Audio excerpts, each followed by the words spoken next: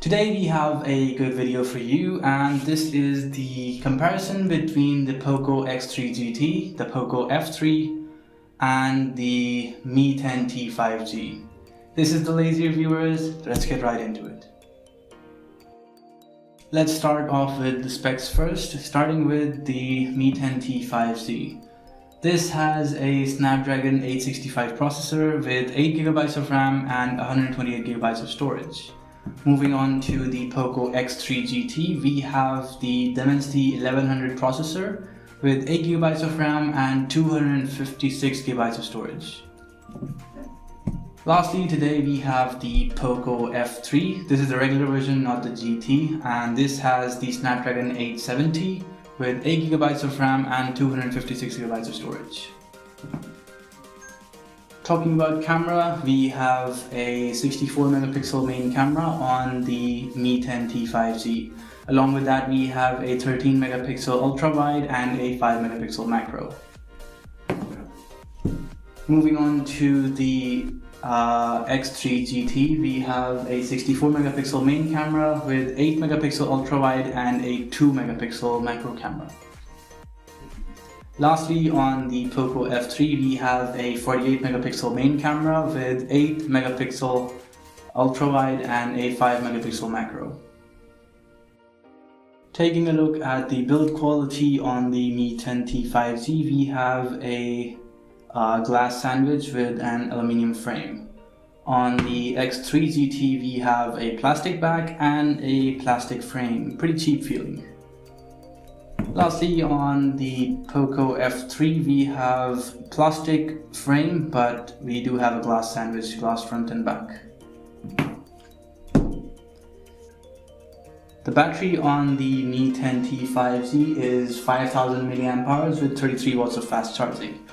On the X3 GT, we have a super fast charging of 67 watts, and it also has a 5000 mAh battery. The battery on the Poco F3 is pretty smaller, and it's 4520 mAh with 33 watts of fast charging. Moving to the front of the phones, we have a 144Hz IPS LCD panel on the Mi 10T 5G.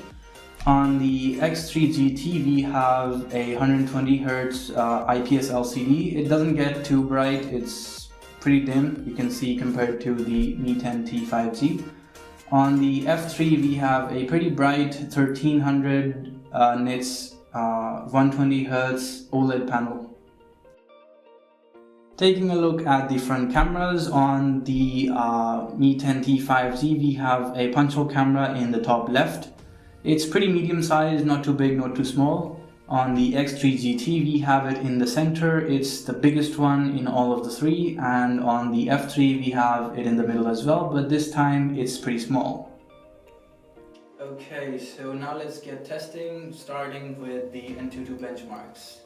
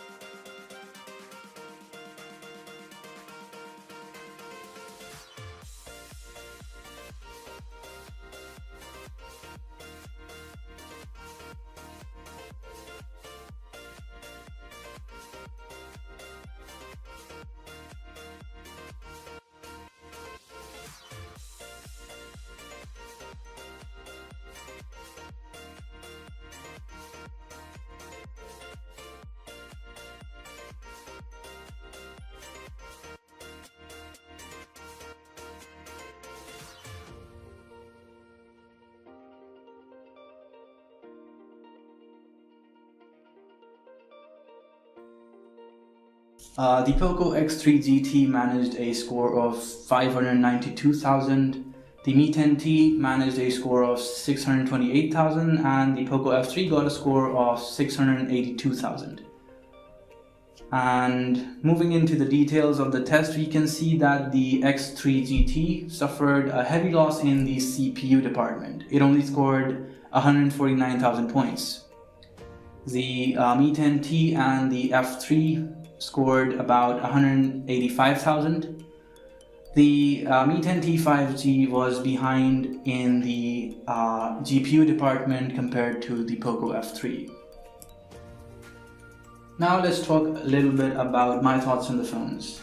Starting off with the X3 GT.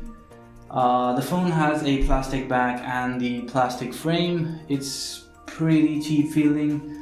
The front of the display doesn't get very dark and the punch hole is pretty big. Other than that, the phone has a pretty decent battery and a super fast charging speed, 67 watts. That's pretty good.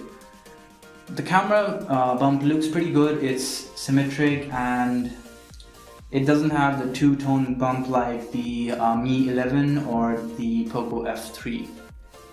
Other than that, there is no headphone jack on a device that is supposed to be a gaming device. Taking a look at the Mi 10T 5G, this is an amazing all-rounder phone. Glass back, glass front, glass aluminum frame, a fingerprint on the side of the power button like all of the other phones we have today. The camera on this phone is amazing, best out of the bunch. And the punch hole on the front is on the left side so it doesn't distract you from all of your media consumption that much. This phone also does not have a headphone jack, but this is a pretty decent phone. 144 Hz, great for gaming, great for everyday use as well. Lastly, we have the Poco F3. This is my personal phone. This has been in use for about a month and I'm loving the experience. The camera bump is pretty weird. It's two-tone. That's the only thing I do not like about this phone. Other than that, there is no headphone jack. The speakers are pretty decent and the punch hole camera is very small and it doesn't distract you from anything. On top of that, we have an OLED panel and it's great for content consumption. So the big question, which one should you get? All of these phones come at approximately the same price of $300 for the base model. For that price, I would suggest the Mi 10T 5G. For obvious reasons, it is an amazing phone. It has a super fast refresh rate of 144 Hz. The camera is off to the side and really not in your way. Other than that, the camera is the best of the bunch, like I said, and that is why I would choose this phone personally for the price. Well, that's all we have for you today. Make sure to like the video if you enjoyed it and subscribe for more to the point unboxings, reviews and much more.